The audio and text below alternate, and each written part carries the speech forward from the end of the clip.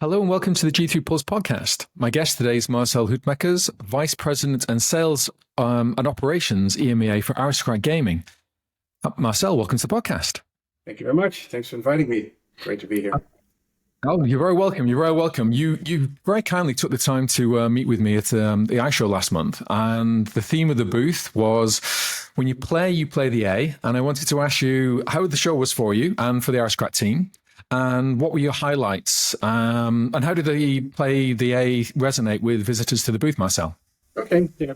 Well, one show was very successful and great for us, but I guess that's the answer you're getting from a lot of people when you ask them. Of course, the key thing about a show is what was the customer feedback? And of course, we were very proud and happy on the feedback we got from customers about the products we had.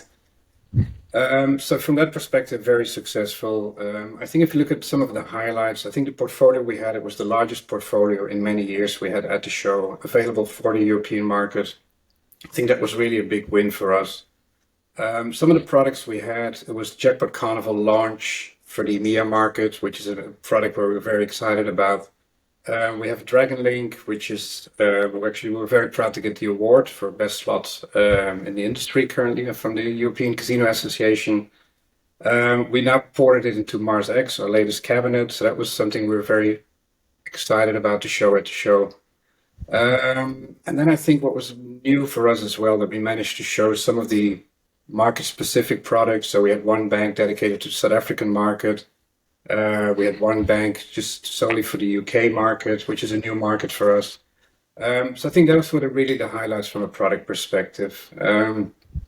Probably if you look at the bigger scene for us, we had a lot of changes over the last 12 months in the company, in the European team, with the move from the UK to Spain. So we had a lot of new people in the team, a lot of people that never were at a show, never been in the industry.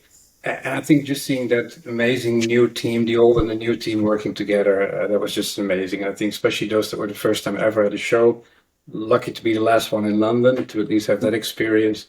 That worked very well. So it was really a very smooth show. And I think even afterwards, when we had a drink with the team on Thursday evening, some of the people that have been in the industry for many years, they said, wow, this was the best show we ever had in terms of working together. So I think that was really a show that we left with a very good feeling. Yeah, the numbers came out of the show at the end were absolutely massive as well, and showed the kind of the visitation, and hopefully it replicates and crosses over to Barcelona next year.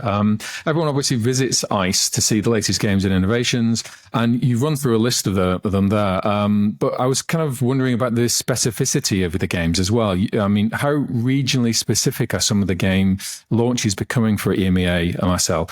Are we seeing dedicated titles tailored to some of the local markets that you cover? Yeah, I think if you look at the EMEA portfolio, it's really embedded in the global portfolio. It's no longer that you have certain products that then are being tested into the European market. I mean, we're currently working on our forecast 25 or budget for 25, and which products are going to come out in the year 25. And EMEA is just part of the global discussion. So yes, there's products where we need certain denoms, certain RTPs, certain configurations. And that's really all dedicated to the EMEA market. And we're really at the start of the planning process. So we're fully embedded into the global roadmap. So a lot of the products that we showed, maybe all products that we showed, are there for the European market. It's not like it has been developed for specific markets and let's try it in Europe. Now we're past that stage and we're really focusing on the European market. And are you continuing to develop? You mentioned about some of the kind of street markets for the Spain. Are you developing still those kind of AWP type markets for Spain and South Africa as well? Yeah. So on South Africa, I mean, South Africa is one of our most important markets in the EMEA market. That's when I talk about Class 3, and we're very happy and proud on the floor share we have with the largest operators, Sun, Sogo, and Piedmont. So that's our Class 3. In addition, we have a very significant install base in Class 2 bingo market in South Africa. Okay. And yeah, that's an important market for us. And we have a large library there. We continue to launch games. So yes, South Africa is absolutely a key market for us where we keep on focusing on. Spain is we don't have a very large install base, not compared to what we have in South Africa, but we are focusing on the market. We have a great partner there, Vid. He was a distributor doing an amazing job in that arcade market segment. And we launched just a few weeks ago a new game, Midnight Express, which is being installed actually right now. We have the first 3 installs going live this month of March. So yes, again, it's a market we're looking into. Then if you talk about new markets, I mean, we showed at ICE the UK market, which of course we're extremely excited about, that we have our first Aristocrat games out in the UK market coming out soon. So we're in the final stages of launching a product there. And then I think if you look at the whole European landscape, I think everybody that knows Aristocrat a little bit knows the markets where we're very active, and there's also markets where we haven't been extremely active yet. This is something we are looking at to really expand into those markets as well. And that could be across the board from Class 3 being VLTs, other street markets. So we have a project really looking after all those markets, because EMEA is a growth market for the company, and we'll definitely keep on focusing on that. Okay, we'll good luck with all of those and look forward to kind of charting the progress that you make into kind of new and interesting markets. You mentioned at ICE about the for sale links that you have, then how that become a real focus for Aristocrat. For sale links continue to grow in popularity in EMEA. What do you have in store for customers in 2024 in what's become a very valuable segment for you? Yeah, it is. I think very fortunate that Aristocrat has a very rich history of launching successful link products over the last many years, actually. I think the decision we made to make a lot of those titles available for sale as well has been a major step for us in helping customers that weren't able to acquire those products before. So we made a decision last year because that's really what our customers were looking for, and it has been a success, and we'll keep on launching products there. I mean, at ICE we launched BZZF, Purple and Jade Celebration. We have cash bats, big full cash bats coming out very soon in certain markets. Real Upgrade, Triple Power Link. So these are all links for sale that we're going to make available, or have been, or will be very shortly. So yeah, we'll keep on focusing on that, and we're just very fortunate to have some amazing designers that can come up with fantastic link products. Yeah, you're kind of leading the crowd on this one, and I just wanted to ask about. You mentioned Jackpot Carnival before. Shifting a little bit to game categories, the premium games. I'm thinking, Buffalo, Jackpot Carnival, as mentioned, Tarzan. What have you got lined up for us? And are any of those premium ones that I've missed off that list as well? Yep. Well, I mean, premium is a very important part of our portfolio as well. And I think Jackpot Carnival is going to be the new star, where we're definitely very excited about. Even if you look at our Dragon Link and Lightning Link, those are really part of our premium portfolio as well. And those are amazing products. And as I said, we just got the award for best slot product in the industry. And there's the Jackpot Carnival. There's a few more products coming out later on this year. We got Bank Buster that we showed at ICE, which is not a premium product. Tarzan, as you already mentioned. So yeah, it's a very important part of our portfolio as well, next to our links for sale. And we'll keep on investing and keep on launching products for the EMEA market. Okay, when you and I spoke last year at the ECA Dealer Championship, you filled me in on the details of Aristocrat's new integration center in Barcelona.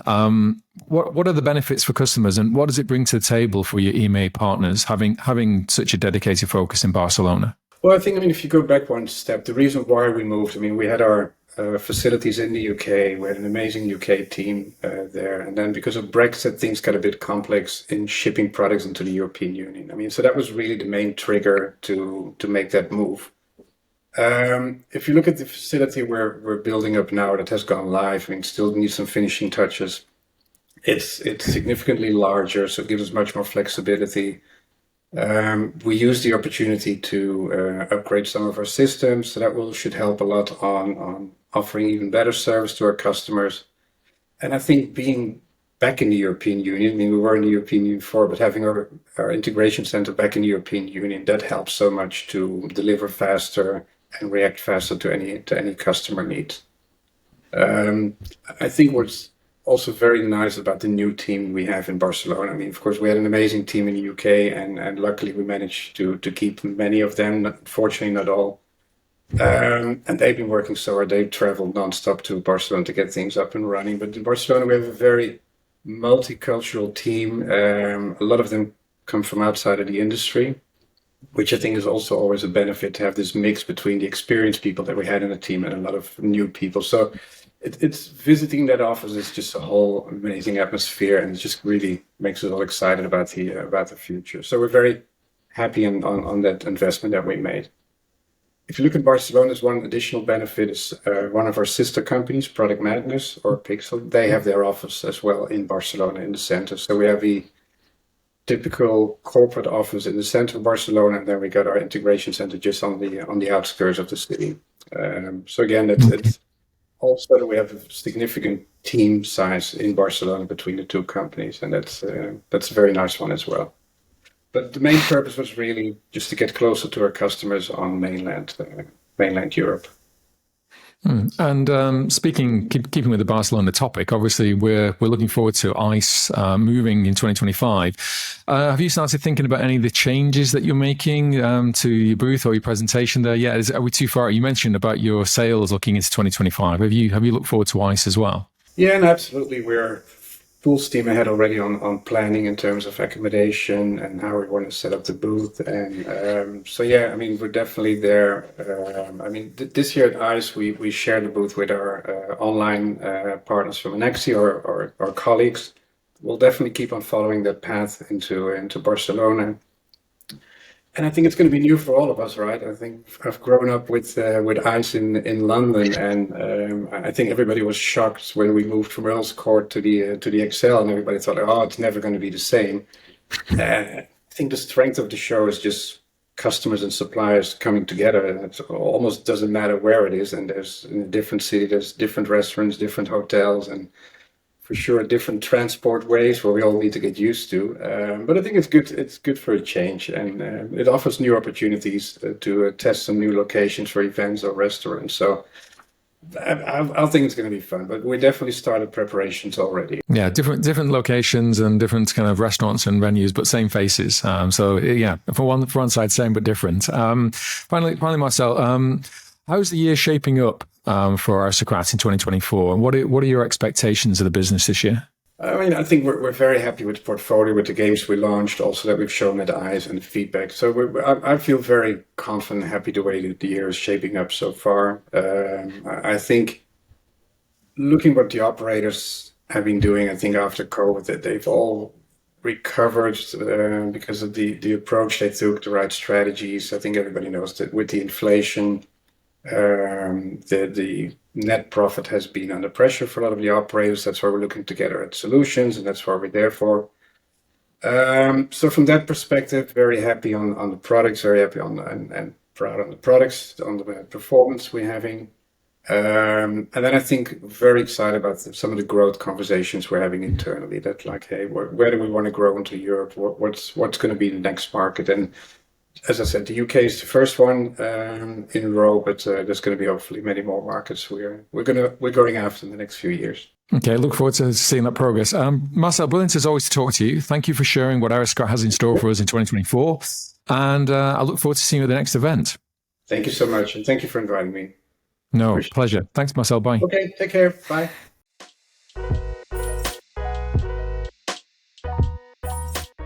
Hope you enjoyed the podcast. If you want to watch more, why not subscribe to our channel? Just click here.